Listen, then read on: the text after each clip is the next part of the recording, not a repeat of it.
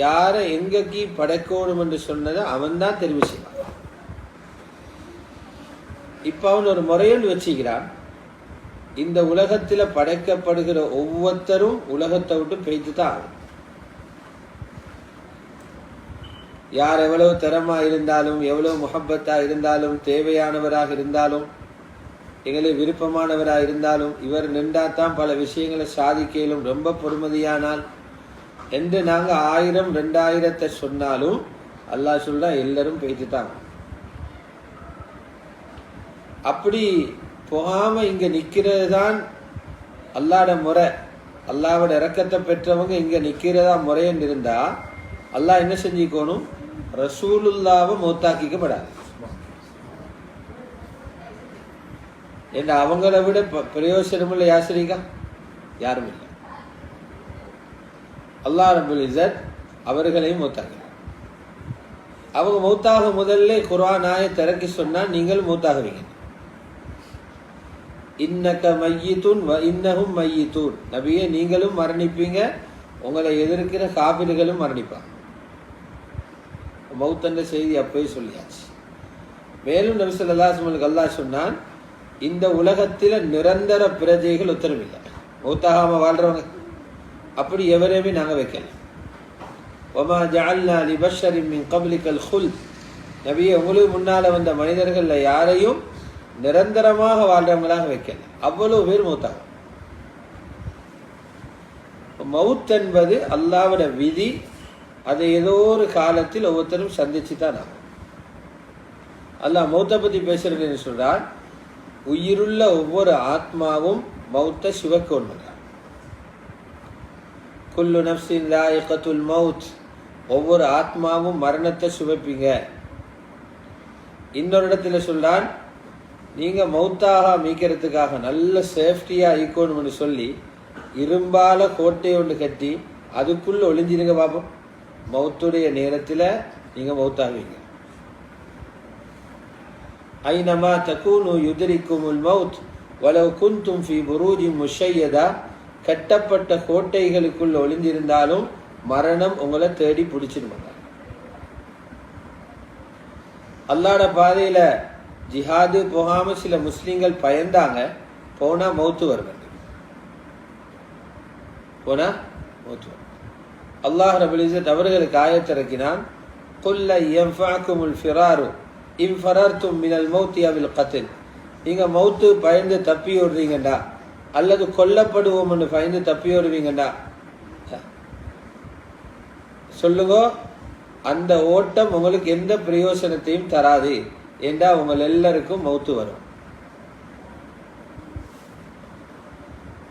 இதனால மௌத்து ரப்பால முடிவு செய்யப்பட்ட உண்டு.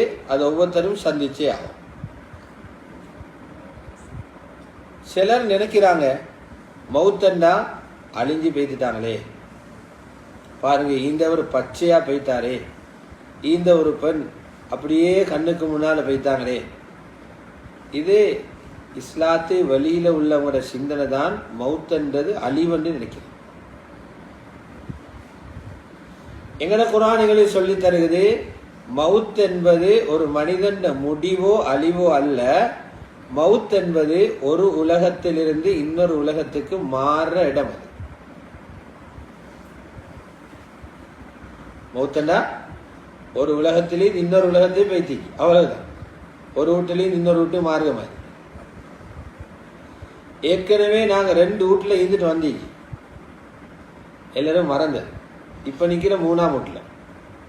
முதலாவது நாங்க எல்லாரும் உயிராக மட்டும் இருந்தோம், ரூஹாக. எங்க இருந்தோம்? ஆலமுல் அர்வாஹ், உயிர்களின் உலகம். அது பின்னால எல்லாரும் வந்தாங்க வாப்பமாரோட முதுகந்தண்டுக்கு. முதுகந்தண்டிலிருந்து தாயுடைய கற்பப்பைக்கு வந்து தாயோட வயிறு 2ஆம் உலகம். அங்க ரொம்ப மாசம் இதான்.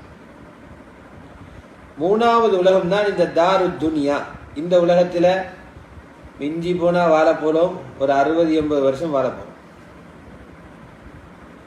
யார் சார் இங்க இருக்குதா 50,000 ராவு துனியால படுத்தவங்க? அப்படி பாருங்க, 50,000 ராவு இவர் உலகத்தில் தூங்கிக்கிறாரு, 50,000 பால் சாப்பாடு திண்டிக்கிறாரு. அப்படி காட்டுறதுக்கு ஆள் இல்லை. உலகத்தில் பொதுவான கணக்கு ஒரு ஆள் 25,000 நாள் தான் உலகத்தில் வாழ்வார், பொதுவான ஒரு கணக்கு. அப்போ ஒரு 60-70 வருஷம் தான் இங்க வாழ போறான். இந்த வாழ்க்கை முடிஞ்சதுக்கு பின்னால அடுத்த உலகத்துக்கு போறோம். அந்த உலகம்தான் முடிவில்லாத உலகம். அதுக்கு பேரு தாருல் ஆஹிரா. தாருல் ஆஹிரா, மறுமையின் வீடு. அந்த உலகத்துக்கு போறோம். அந்த உலகத்துக்கு போற நேரம் சில ஸ்டாண்டுகள் இறங்கி போகணும்.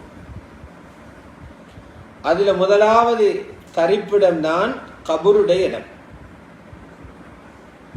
அப்ப துனியாவோட ஒரு ரூட்ல நாங்க இருந்து போட்டு துனியாவோட வாழ்க்கையை முடிச்ச உடனே ஃபர்ஸ்ட்டுக்கு போற கபருக்கு. முந்தின நாள் ராவு இங்கு உள்ள வீட்டுல தூங்கினாரு, அடுத்த நாள் அசரு பிறகு அடக்கினா அடுத்த ராவு கபருக்குள்ள தூங்கும். அப்படி எத்தனை பேர் சந்தோஷமா ஐந்தவங்க அடுத்த நாள் ராவு கபருக்குள்ள. கபருடைய முதலாவது நாள் துனியாவுடைய கடைசி நாள், ஆஹிராவோட முதலாம் நாள்.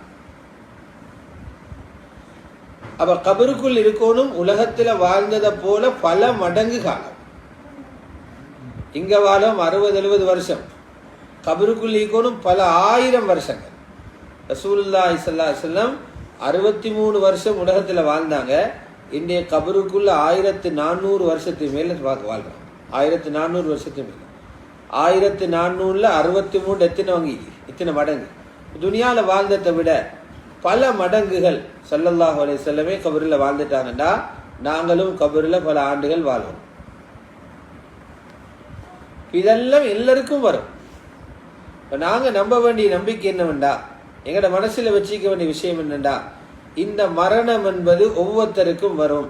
பசி ஒவ்வொருத்தருக்கும் வாரது போல, தாகம் ஒவ்வொருத்தருக்கும் வாரது போல, நோய் ஒவ்வொருத்தருக்கும் வாரது போல, கவலை ஒவ்வொருத்தருக்கும் வாரது போல, மௌத்தும் ஒவ்வொருத்தருக்கும் வரும்.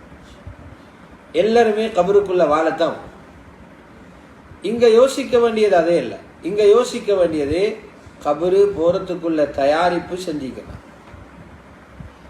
அல்லாஹ் ரப்பல் இஸ்ஸத் சொல்றான், கபரு போன பிறகுதான் நன்மை என்பது உங்களுக்கு தேவைப்படும். துனியால தேவை சல்லி தானே. ஏதா இங்க என்ன வாங்க போனாலும் எங்கட தேவையோடு எடுக்க போனா சல்லி கப்பா. தண்ணி போத்தல் வாங்கவும் சல்லி ஓணும், சாப்பாடு வாங்கவும் சல்லி ஓணும், உடுப்பு வாங்கவும் சல்லி ஓணும், ஊடு கட்டவும் சல்லி ஓணும். கபரை தாண்டினோமா அங்க இந்த சல்லிட பொறுமதியே இல்லை. $1 கொடுத்தாலும் அங்க எடுக்க மாட்டாங்க, ரூபா கொடுத்தாலும் எடுக்க மாட்டாங்க, ரியால் கொடுத்தாலும் எடுக்க மாட்டாங்க. கபரு பிறகு எங்களுக்கு என்னமாவது தேவை என்றா அங்க கேட்பாங்க, நன்மை தாங்க, சவாபு தான் அங்க கொடுக்கும். அல்லாஹ் ரப்பல் இஸ்ஸத் சொல்றான், மௌத்தாகிறது உறுதி, ஆனால் மௌத்து பிறகுதான் யாரு வெற்றி யாரு தோல்வி என்று முடிவாங்க. யாரு வெற்றி யாரு தோல்வி என்று முடிவாங்க. இப்ப கபரு போனவங்க எல்லாரும் தெரிஞ்சிக்கும், நாங்க இப்ப அடுத்த எங்க போக போறோம் எல்லாருக்கும் அந்த விஷயம் தெரிஞ்சிக்கும். ரப்பல் இஸ்ஸத் அல்லாஹ் சொல்றான், ஃபமன் ஸுஹ்ஸிஹ அனின் நாரி வஉத்கிலல் ஜன்னத ஃபகத் ஃபாஸ். ஒருத்தரோட உடம்பிலிருந்து மௌத்தானுடைய ரூஹ கலட்டு. மலக்குல் மௌத்தர வேலை உடம்பிலிக்கு உசிர கலட்டுறதான். கலட்டி அவர் அல்லாஹ் விட்டு எடுத்துக்க போறார். அந்த ரூஹ பார்த்து அல்லாஹ் சொல்லணும், இந்த ரூஹு நரகத்துக்குள்ளதல்ல, இந்த ரூஹு சொர்க்கத்துக்குள்ளது. அல்லாஹ் சொல்ற, அப்படி செல்லப்பட்டவர் தான் வெற்றி அடைந்தவர். ஃபமன் ஸுஹ்ஸிஹ அனின் நாரி வஉத்கிலல் ஜன்னஹ். யாரு நரகத்திலிருந்து விலக்கப்பட்டு தூரமாக்கப்பட்டு சொர்க்கத்துக்கு அனுப்பப்படுறாரோ அவர் வெற்றி அடைந்து விட்டார். அல்லாஹ் குர்ஆன்ல சொல்றார். கண்ணியத்துக்குரிய அல்லாஹ்வுடைய நல்லடியார்களே, ஆகவே எங்களுக்கும் இந்த நிலைமை வரப்போகுது. இன்னைக்கு நாங்கள் மற்றவங்களை பற்றி பேசிக்கொண்டிருக்கிறோம், எங்களுக்கும் இந்த நிலைமை வரப்போகுது. கபிரிஸ்தானத்தில் உள்ளவங்க அடுத்த கபரை தோண்டி கொண்டே இருக்கிறாங்க. நிறைய கபிரிஸ்தான்கள் இருக்குது. அந்த கபிரிஸ்தானங்களில் ஒரு மையத்தை அடக்கினதுக்கு பிறகு அடுத்த கபரை தோண்டி வச்சிருவாங்க. இப்போ அடுத்த கபருக்குள்ள யாரு போறோம்னு தெரியும். மையத் மரண அறிவித்தல் மீடியாவில் வந்து கொண்டே இருக்குது. அடுத்த மரண அறிவித்தல் யாருக்கு வருமோ தெரியாது. இந்த செய்தி ஜனாதிபதிக்கும் தெரியாது, விஞ்ஞானிக்கும் தெரியாது, எங்களுக்கும் தெரியாது, ரப்புக்கு மட்டும் தெரியும். உரிய நேரத்தில் விளங்கப்படுத்துவான். அதனால் ரசூல் ஸல்லல்லாஹு அலைஹி வஸல்லம் சொன்னாங்க, புத்திசாலி யாரு தெரியுமா? புத்திசாலி ஒருத்தர் துனியாவில் நல்லா கோடிக்கணக்கு சம்பாதிச்சு வீடு கட்டி சந்தோஷமாக வாழ்ந்து பல இடங்களை சுற்றி பார்த்து ருசியாக சாப்பிட்டுட்டு போனவரை ரசூலுல்லாஹி ஸல்லல்லாஹு அலைஹி வஸல்லம் புத்திசாலி என்று சொல்லல. புத்திசாலி யாருண்டா உலகத்தில் வார ஆசைகளை அடக்கி போட்டு மறுமைய கபரை நினைச்சு தன்னை வாழ்க்கையை தயாரிக்கிறவன் சொன்னார். ஒவ்வொரு இன்பங்களும் வரும்போதும் நினைக்கிறார், எனக்கு மௌத்து வரும், மௌத்து பிறகு இதுக்கு பதில் சொல்லணும், எனக்கு மௌத்து வரும், அல்லாஹ் என்னிடத்தில் இதை பற்றி கேட்பார். இப்படி யோசிச்சு வாழ்றவர் தான் புத்திசாலின்னு சொன்னார். அல் கையிசு மந்தான நஃப்ஸஹு வஅமில லிமா பாதல் மௌத். புத்திசாலி யாருண்டா தன்னுடைய மனசில் வார ஆசைகள் அடக்கி மௌத்துக்கு பிறகுள்ள வாழ்க்கைக்கு தயார் செய்கிறவரே. முட்டாள் மடையன் யாருன்னு சொன்னா உலகத்துல வரக்கூடிய ஆசைப்படி வாழ்ந்து போட்டு அல்லாஹ் என்ன சுவர்க்கம் அனுப்புவான் என்று கனவு கண்டு கொண்டிருக்கிறவர் என்று சொன்னாங்க நபி ஸல்லல்லாஹு அலைஹி வஸல்லம். வல் ஆஜிஸ் மன் அத்பா நஃப்ஸஹு ஹவாஹா வதமன்னா அலா அல்லாஹில் அமான்.